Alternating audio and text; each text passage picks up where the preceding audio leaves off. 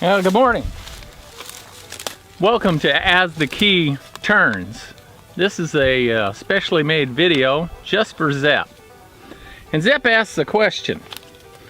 And his question is, and I will quote,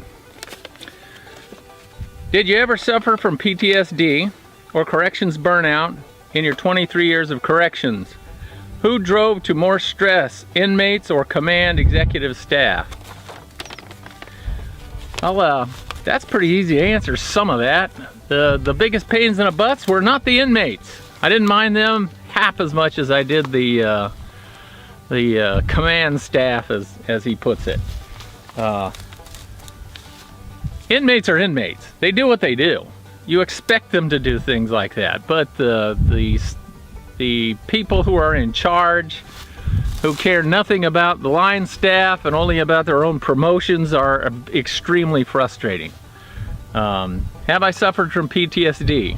Absolutely. I was diagnosed with PTSD, oh gosh, my last 6-7 years, something like that.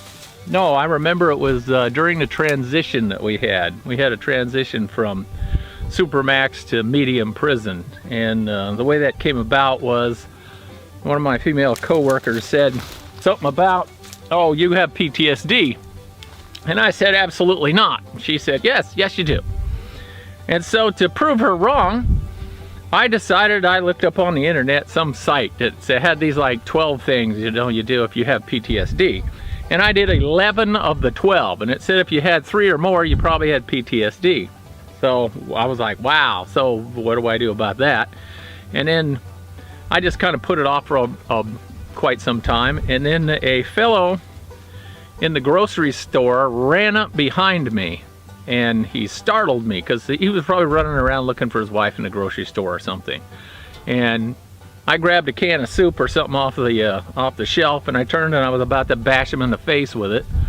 And I thought, that does seem unusual, even to me. So I went and saw Julie, and I spoke with Julie for about a year, and we did talk therapy. And before Julie, I went to some guy, and this guy, he had, all he ever said was, "Oh, you're depressed." And I said, "I'm not depressed, I'm angry." He says, No, you're depressed." And we played that game for like a month, where I saw him once a week for a month. And finally he said, "Do you want to pet my dog?" Because he had a dog that he would bring with him to these therapy sessions, this little bitty dog. One of them kind with the eyes that just bug out at you. And I said, "No, all I want to do is like choke your dog to death." And he says, "Well, that's because you're depressed." And then he wanted to touch me all the time. The guy kept like, there's these people that they got to reach out there and just touch you every time they make a point, like, oh, like that. Well, he was one of them guys. And I can't stand to be touched. I don't like it. It bugs the shit out of me. There's like 6 people in the whole world that I allow to touch me, and the rest of you, keep your hands to yourself. So the guy was just driving me nuts, and I don't know if that was part of his therapy or whatever, but I just couldn't take it. So then I went and seen Julie, and Julie stayed on her side of the room, and she never touched me. And we just had a talk, and we would just talk about the past, the things that I talked to you guys about, actually, a great deal of that.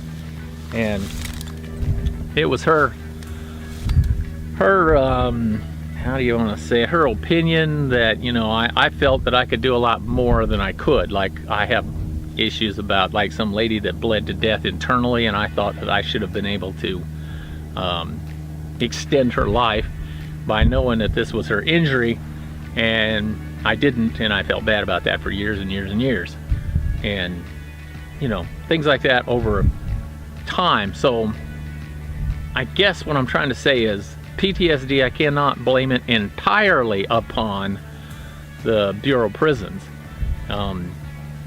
There was like a lot of violence and injury and stuff that I saw prior to that, because I did the military thing, I was in the regular street cop thing, I did police reserves, all those things, prior to my doing the Federal Bureau of Prison stuff. And then, it just seemed like a normal thing. People are getting hurt and stabbed and injured or injuring themselves and all those kinds of things, and always trying to blame it on us or me. And so that seemed pretty normal. I mean, that's what cops and military police and that kind of stuff, because even my military time was in some law enforcement thing like military police. Like, I guarded about 6 months of the Cubans when they first came to the United States, and they're a violent lot, to say the least. So I just felt that all that violence was normal until I talked to like regular people and people that are outside of what it is that I do for a living, and it just seems like, wow, you don't live the same violent existence that I have, and it's just outside of my normal area of operations, I guess you would say.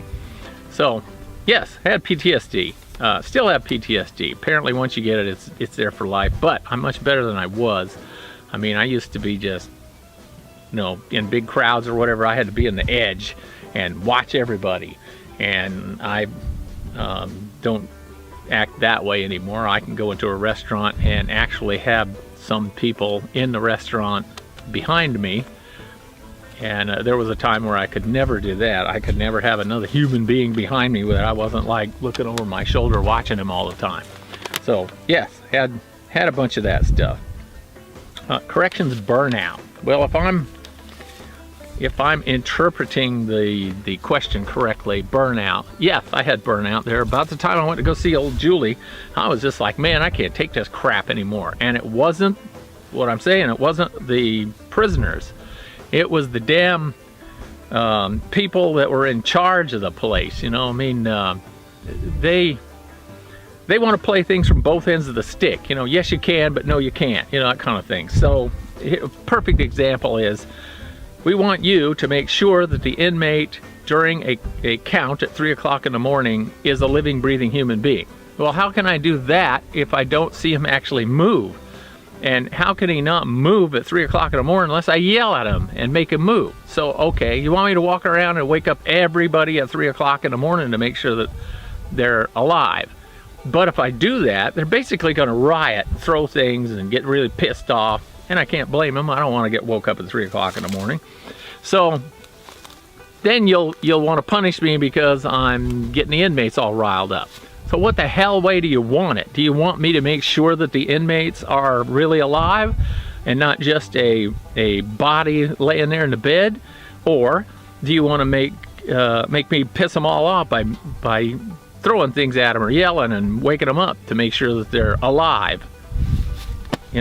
So, and there was a guy punished for doing just that. He wasn't making sure that they were alive. One of them was all chopped up and dead, but hey, he looked like he was asleep. And he was there. He hadn't escaped. So they counted that against him, and he got several days off. Stuff like that. One guy was watching porn movies on the internet late at night. He got a week off without pay. Another guy was flipping through still photographs, and they forced him into retirement. It's like, wow. Of course, the inmates were involved in the second one, which is another story I need to tell you guys one day. So I hope that answered Zepp's question. I appreciate it very much. I appreciate the question very much, and I hope that answered it fully. Thanks for watching.